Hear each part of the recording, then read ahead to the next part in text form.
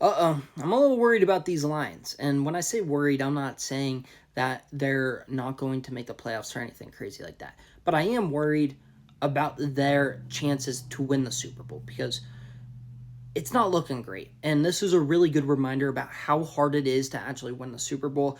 A couple seasons ago, they're in the NFC Championship. They're the underdog story, and they have the Niners on the ropes. The problem is, you let the Niners back into that game, you end up losing, and Dan Campbell said it then.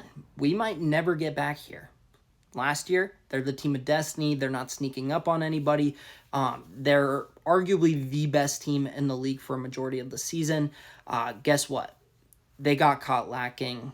Injuries bit them in the butt, and Jaden Daniels ended up putting on a track meet. Now here we are again. The defense should be improved. You're going to be getting Hutch back.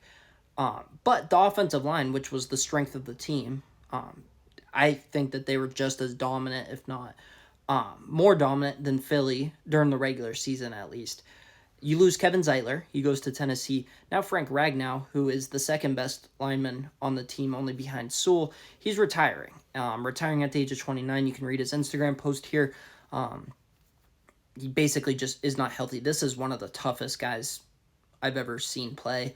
Had a ruptured throat at one point. Like, the dude is an animal. And this is actually not a huge surprise. He was sitting out of OTAs, and he's been rumored to flirt with retirement in years past, just because the injuries were stacking up. Detroit drafted Tate Ratledge. You have Christian Mahogany, the late round draft pick from last year. So there are some pieces, and like I said, Detroit's still going to be very good. But he was a top 4 center in the league. You're not just going to replace that. It's going to be interesting to see where things go from here. Not good news coming out of Detroit. Way less important, but still kind of noteworthy. Ronald Darby's retiring. This is a guy who started off super hot in Buffalo, was amazing opposite of Stephon Gilmore. Then injuries started to come. Still ended up starting over 100 games. He kind of became the rent-a cornerback. If your team needed a cornerback too, you were going to sign him. And was he going to be great? No, but he wasn't going to be bad either.